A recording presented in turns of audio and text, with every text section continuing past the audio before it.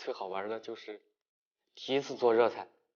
然后当时辅导员赵老师让我们做鸡蛋饼，然后10几个人做完之后，他每个他都要挨个品尝，然后点评找你的不足嘛。他吃完之后，他1个星期没有吃鸡蛋。每个人做的口味都不一样，有的油放多了，有的太咸了，还有的半生不熟的，是一种折磨。每天我是5点15起床，然后我们5点半集合进行早训，差不多7点左右的时候，我们才可以回到寝室开始洗漱吃早饭，然后7点45又要开始集队。集队是我们生活中出现频率非常多的一个词，因为我们一天要集很多很多的队，然后大部分学生呢上午都是满课的，我们的晚自习是强制要求就必须要去，不可以留寝。就比如说我们有的专业课程有枪械课、战术课，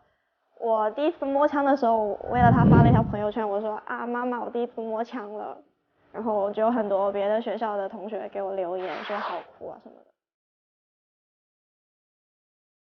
那如何去挑选它的面料的话，那比如就是说它需要最基本的就是舒适、透气、排汗，这些是最基本的。它的材质最好是棉的，不能是化纤的，因为如果说穿着化纤的那些面料的话，可能长时间会给皮肤带来磨损，甚至会有一些红肿、过敏一些现象在里头。